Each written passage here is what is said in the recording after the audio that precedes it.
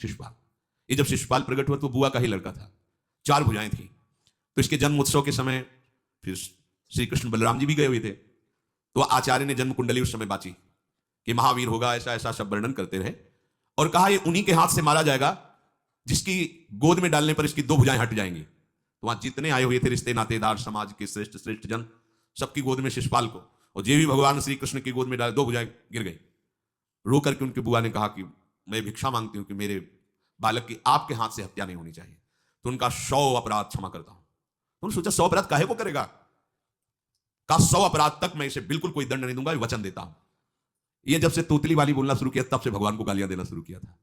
इसका स्वभाव ही ये वैर, पूरा ऐसा वैर, भगवान को गालियां देता। जिस समय सब धर्मात्माओं राजाओं की सभा भरी हुई थी और भगवान श्री कृष्ण की अग्र पूजा हुई, सब तो सह गए, शिशुपाल खड़ा हो गया और ऐसे कटु वचन बोले, महाभारत में लिखा, हमने स्वाध्याय में पढ़ा था, ऐसे कटु वचन बोले कि कोई भी नाराज हो जाएगा उससे। तो पहले भीमसेन खड़े हुए और कहा कि अपने बड़ों का सम्मान करना सीख, क्योंकि भाई ही लगता है, जैसे कुंती बुआ ऐसे भगवान की वो बुआ का दूसरा है लगता है, सम्मान करना सीख, अगर तू ऐसे ही बोलता रहा तो यही मैं तेरा गला काट दूंगा। ऐसे कहा बैठ जा ब्रकोदर, बहुत खाने वाला, तू क्या मेरे से लड़ेगा। भगवान ने भी इशारा कर दिया। जब देखा कि ये बोलता ही चला, भीष्म जी खड़े हुए और भीष्म जी ने कहा मैं श्री कृष्ण के चरण आसक्ति चित्त वाला हूं, अगर एक भी शब्द यहां बोला इसने तो मैं किसी की नहीं सुनूंगा, इसको नष्ट कर दूंगा और दोनों सभाओं के सर पर पैर रखता हूं जो श्री कृष्ण का विरोध करे उसके लिए मैं पर्याप्त हूं। भगवान ने कहा चुप रहो शांत रहो, सबको बैठा ला। वो गिनती शुरू की थे 98, 99 का शिशुपाल सावधान, जो तुम्हारी माता को वचन दिया था बस एक शब्द रह गया है, आगे मुझे दोषी कोई ना ठहराए। 100 तक क्षमा करने की बात कही थी, जे ही, वो तो रुकने वाला थोड़ी था, जे ही आगे बोला सुदर्शन जी के द्वारा उसका वो परम उद्धार हुआ जो बड़े बड़े ऋषि मुनियों के लिए बड़ा दुर्लभ पद कहा गया है। गोपीजनों ने सौंदर्य माधुर्य निधि भगवान को अपना कांत माना, प्रीतम माना। एक ही वृत्ति, कितनी गजब की वृत्ति गोपीजनों की है कि सब कार्य करते हुए कृष्णाकार वृत्ति है। बेचने दही जा रहे हैं, बोल रहे कोई कृष्ण ले ले, दामोदर ले ले, माधव ले ले, कैसी वृत्ति है, देखो कैसी उच्च कोटि की अवस्था है। किसी भी भाव से हमारे प्रभु से जुड़ जाए तो इच्छा द्वेष द्वंद्वों से वो मुक्त हो जाए। और जब तक ये ठीक है ये बेठीक है, इस तरह के द्वंद्व तुम्हारे हृदय में बने रहेंगे, तब तक मूढ़ता रहेगी और उससे पतन होता रहेगा। संसार का संबंध दृढ़ होता है इच्छा से, बहुत सुंदर बात है, संसार का संबंध दृढ़ होता ही है इच्छा से। इच्छा खत्म, संसार का संबंध खत्म। कितनी बढ़िया बात है। पर हम भागे घूम रहे हैं इच्छाओं की पूर्ति के लिए। जब एक बता दिया कि समुद्र है भगवान जो चाहिए, इन्हीं से क्यों नहीं, पर इनसे मिलने के लिए भी तुम्हें शराब छोड़ना पड़ेगा, तुम्हें मांस छोड़ना पड़ेगा, व्यभिचार छोड़ना पड़ेगा, गंदे चिंतन छोड़ने पड़ेंगे। वो राजी नहीं हो तो करो पाप और चाहो सुख, ऐसा कैसे हो सकता है। यही है जीव की परेशानी, यही है। वो ये चाहते हैं कि हे संत महात्मा, हे भगवंत, हमको छूट दो, हम खूब गंदे आचरण करें और आप हमसे सेव संतरा रुपया पैसा ले लो और आप ऐसा आशीर्वाद दो कि हमारी उन्नति होती रहे, दुख न मिले, हमें सुख ही मिलता है। कभी स्वप्न में भी नहीं हो सकता। तब लग कुशल न जीव कहूं, सपने हो मन विश्राम, जब लग भजत न राम कहूं, शोक धाम तज काम। ये दुखों का खजाना काम अर्थात इच्छा, इसका त्याग करके भगवान की शरण में होकर जब तक नाम जप नहीं करोगे, स्वप्न में भी तुम्हें विश्राम नहीं मिलेगा। और नाम जप एक गंदे आचरण करने वालों के हृदय में नहीं हो सकता। नाम परम पवित्र है।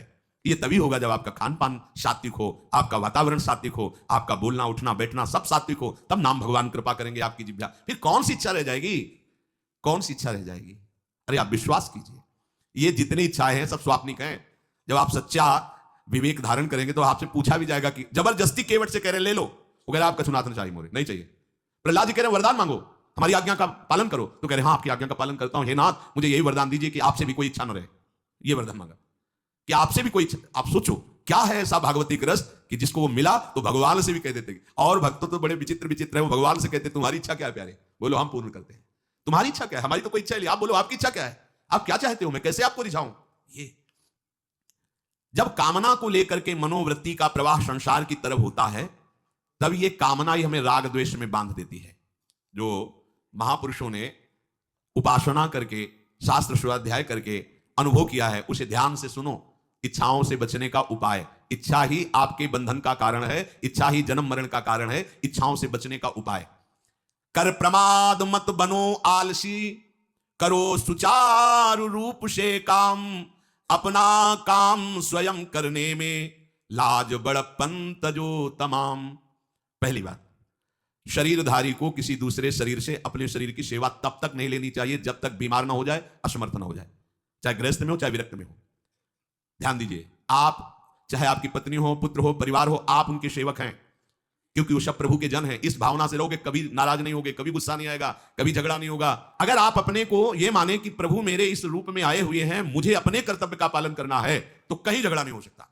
तुम जो कर रहे हो तुम्हारा कर्तव्य, हमारा कर्तव्य है कि हम पति पुत्र परिवार आदि जो भी है, ये हमारे भगवान का स्वरूप है। मैं आप समझो वही भगवत साक्षात्कार, पर ऐसा कौन मानता है? अच्छा, साधु वेश में ये जरूर सावधानी रखनी चाहिए, ध्यान देकर सुनिए। जब तक आपका शरीर स्वस्थ है, आप किसी से किसी भी प्रकार की सेवा स्वीकार न करें। भिक्षान्न के सिवा कोई भी सेवा स्वीकार न करें। अपने शरीर की सेवा तब तक करें जब तक आपका शरीर असमर्थ नहीं हो जाता। असमर्थ हो गए तो फिर हरि ही करें आकर स्वयं, या किसी को भेज दें, उनके बस की बात है। देखो माधवदास बाबा की लंगोटी स्वयं श्री ठाकुर जी महाराज धो रहे हैं। तब तक हमने अपने बड़े संतों को देखा है, बिल्कुल किसी भी तरह की कोई सेवा नहीं स्वीकार करते। अपनी दिनचर्या अपने हाथ से, अपने शरीर की पूरी। आपको क्या हो गया है? आप भी वैसे चलो जैसे गुरुजन चले हैं, भिक्षान्न के सिवा। आप अपनी किसी भी तरह की सेवा किसी से मत करवाइए। आप देखो इच्छाओं का दमन होना शुरू हो जाएगा, यही से इच्छाओं का दमन शुरू हो जाता है। आप सच्ची मानिए, ये जो आप शरीर सुख की आकांक्षा से दूसरे से सुख लेने की इच्छा करते हैं, यही तुम्हारे बंधन का कारण है, यही तुम्हारी दुर्गति, यही तुम्हारी कमजोरी है। जब तक शरीर स्वस्थ रहे, किसी से किसी भी तरह की सेवा मत लो, और अधिक से अधिक सेवा करने का भाव रखो। सुधार, हमें सेवा करना है, सेवा लेना नहीं है। जब तक सेव्य का साक्षात्कार ना हो जाए या शरीर असमर्थ ना हो जाए, तब तक ये नियम दृढ़ रखना चाहिए। गुरुजनों को भी देखा, श्री जी की सेवा कर दो, रसोई की से बाहर, शरीर सेवा में कभी भी नहीं। कभी धोखे से ऐसे वस्त्र आदि रह गए और महाराज जी ने धोखे जल्दी से फैला दिया तो भी डांट लगी, ऐसा क्यों किया? नहीं रखे थे महाराज जी ने, ऐसा कर नहीं, जब तक हम कहें नहीं तब तक नहीं। आज भी सरकार अपने ही हाथ से श्री जी को भोग लगा के ही, सब हैं पर वो अपने ही हाथ से 2 रोटी भोग बना के। देखो बुजुर्ग संतों को, बड़े महापुरुषों को हमने देखा है, अपने शरीर, जब तक शरीर में सामर्थ्य है तब तक, ये महापुरुषों का आदेश है, अपना काम स्वयं करने में लाज बड़प्पन तजो तमाम। अपना काम करने के लिए आप किसी को भी आदेश मत करें, किसी की भी सेवा स्वीकार न करें। हाँ, हमें भूख लगेगी तो रोटी मांग लेंगे जाकर के, क्या जरूरत है हमें किसी की सेवा स्वीकार करने की? मांगो, खाओ, खूब भजन करो, सत्संग करो, कम खर्चे वाला जीवन रखो। जरूरत क्या है?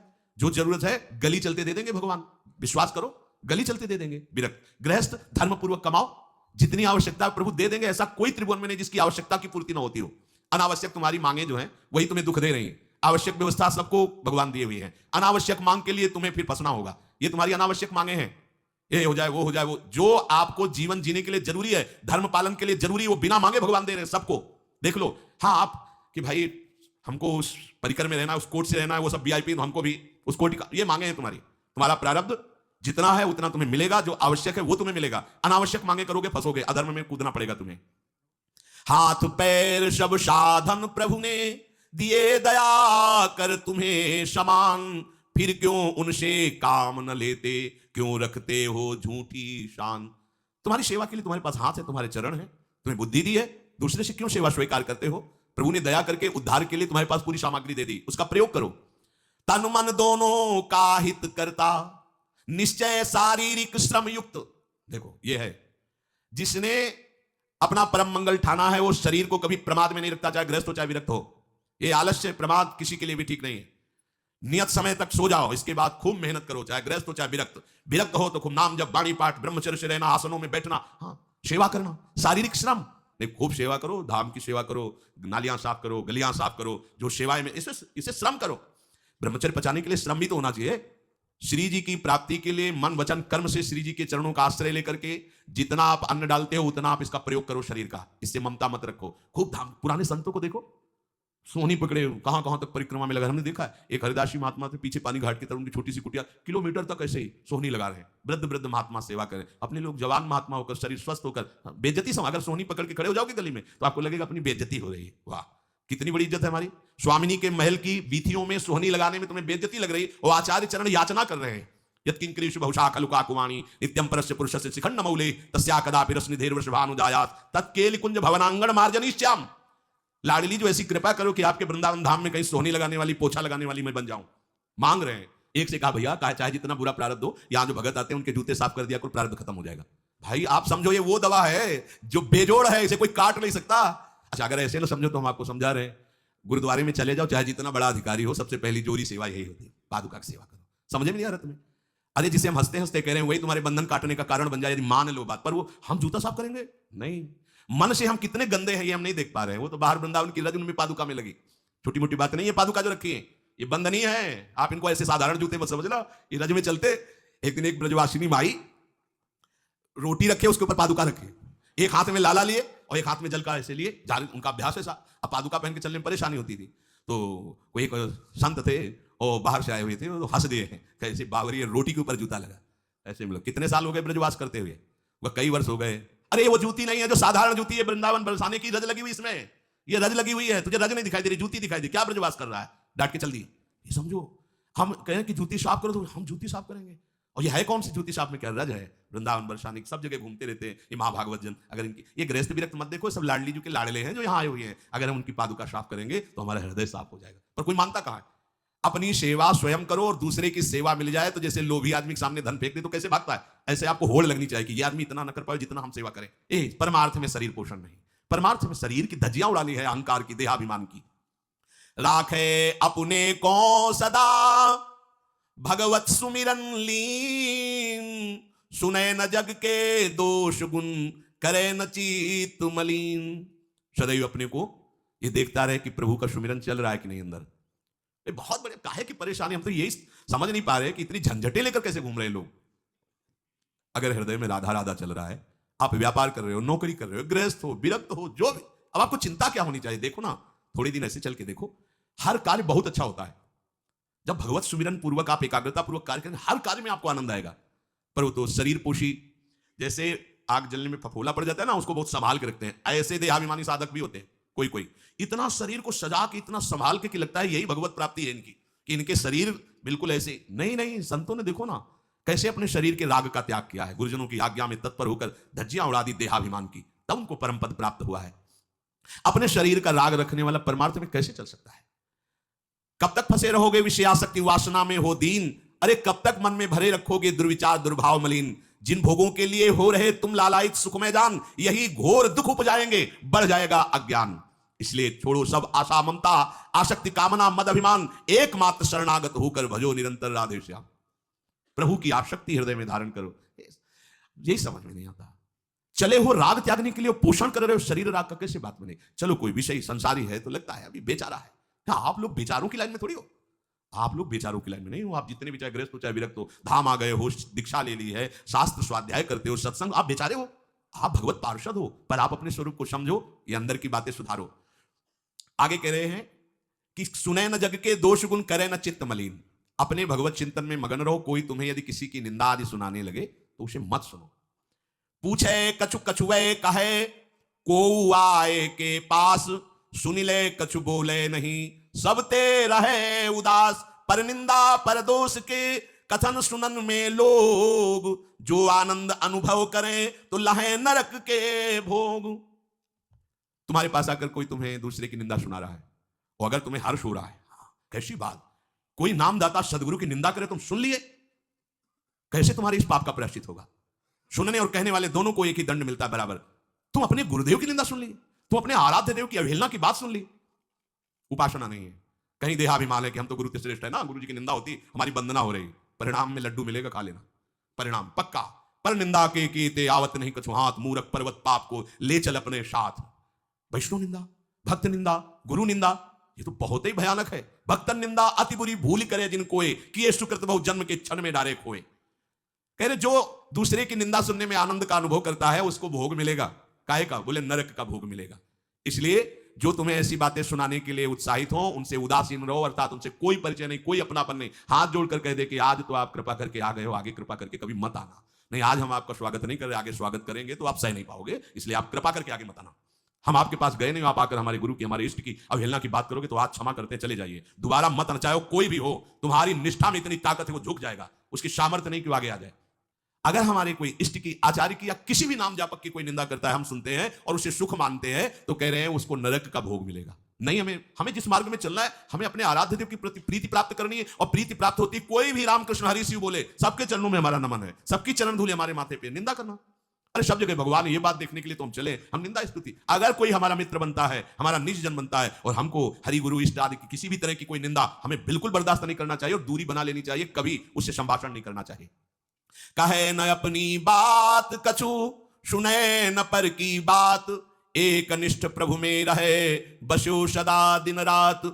अपने हृदय की भक्ति की बात सहसा किसी से ना कहे और ना किसी की बात सुने, क्योंकि हमें अपनी आचार्य निष्ठा गुरु निष्ठा से चलना है। आप अपनी निष्ठा से चल रहे हो, हमारे काम की है नहीं, क्योंकि अब हम बदलने वाले हैं नहीं, तो तुम्हारी निष्ठा से हमें कोई परिवर्तन होने वाला नहीं। और हम अपनी निष्ठा की बात तुमसे इसलिए नहीं कहेंगे कि वो तो इष्ट मिले और मन मिले, मिले भजन रस रीति, तब वो बात कहनी चाहिए, सहसा किसी से नहीं। तो क्या करे, एक निष्ठ होकर अपने आराध्य देव में दिन रात लगा रहे। ये बहुत जगह जाना, बहुत लोगों से व्यवहार करना, ये सब भजन में बाधक बात है। समिट जाओ, अपने लाडली लाल को दुलार करो, नाम जप करो, धाम वास करो, बहुत जो है हाँ दर्शन कर आओ, नहीं एकांत वास करो, प्रभु खुदा के दर्शन दे देंगे, मान लो विश्वास। अगर आपका भजन ठीक चल रहा है, सही मार्ग चल रहे हो, तो दर्शन वाली बात ही हट जाएगी, क्योंकि फिर वो समा जाते हैं, हृदय में समा जाते हैं, नेत्रों में समा जाते हैं, मन में समा जाते हैं। आनंद की उमगन में कभी गए, आंख लड़ा ली प्रभु से, नहीं तो आंखों में ही बसे रहते। पी मूर्ति नैनन बसे, तेहि रस रहाए समाए। राग रोष दुख दोष में जग सो रहे सचेत, काहू सो न करे कबो वैर भाव अरुहेत। कोई इच्छा न रखो तो तुम्हें कभी क्रोध नहीं आएगा। इच्छा राग ही द्वेष को उत्पन्न करती है। इन दोनों से सचेत रहो, ना किसी से तुम्हारा द्वेष होने पावे ना राग। कभी किसी से किसी भी तरह अगर झगड़े का लड़ाई का अवसर आता है तो हाथ जोड़कर निकल जाओ, झगड़ा मत करो। उससे यह होगा कि आपकी वृत्ति बच जाएगी, नहीं तो वृत्ति द्वेष पूर्वक बार बार उसका चिंतन करेगी जब भजन में बैठोगे, और उसके प्रति अशांति जलन पैदा हो जाएगी।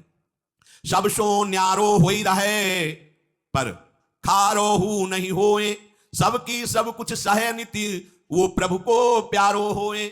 समझो बात, सबसे अलग रहो, किसी से अपना मन मत मिलाओ, केवल मन नाम से मिलाओ, प्रभु से मिलाओ, गुरुवाणी से मिलाओ।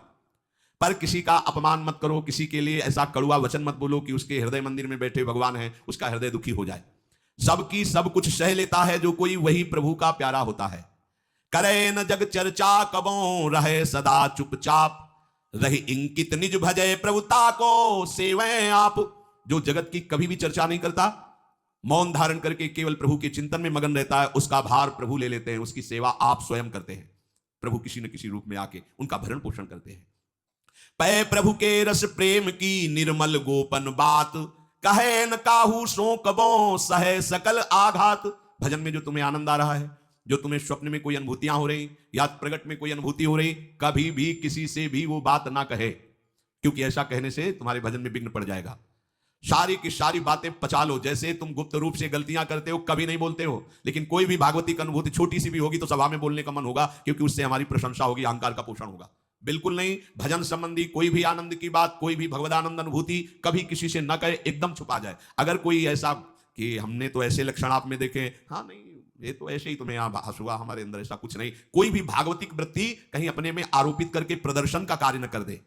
सही न सके पिय की तनिक निंदा जो कहूं होए, सहज त्याग सर्वस्व करी डारे निज को खोए।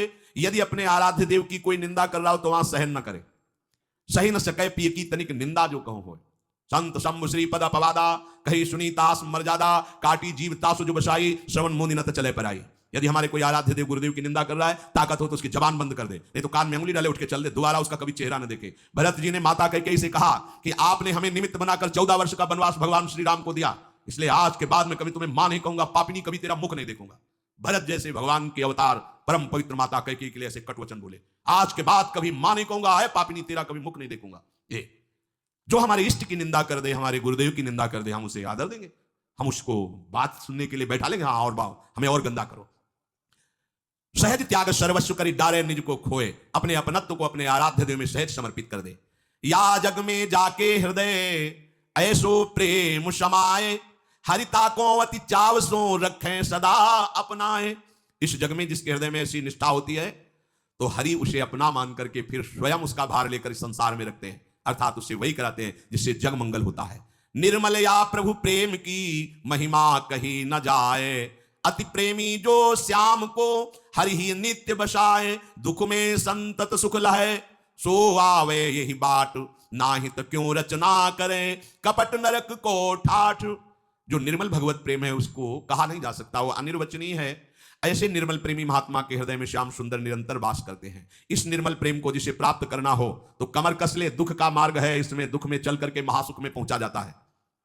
कह रहे दुख में संतत सुख लहे, सो आवे यही बाट। भारी से भारी विपत्ति अपमान तिरस्कार में वे जो सुख का अनुभव करते हुए भगवत भजन करते रहते हैं, वो जाते हैं उस महासुख परमानंद में।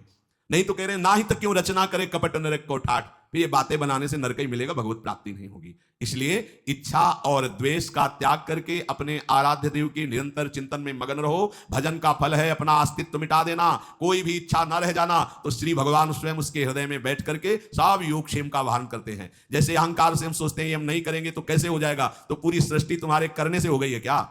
जिन्होंने एक संकल्प में अनंत ब्रह्मांडों का सृजन, पालन और लय करते हैं, करते रहेंगे, उन प्रभु को पहचानने के लिए मनुष्य जन्म हुआ है। यही परम कर्तव्य है, हम भजन करके उनमें लीन हो जाएं, उनको जान जाएं, तो महान दुख से हमारा छुटकारा हो जाए।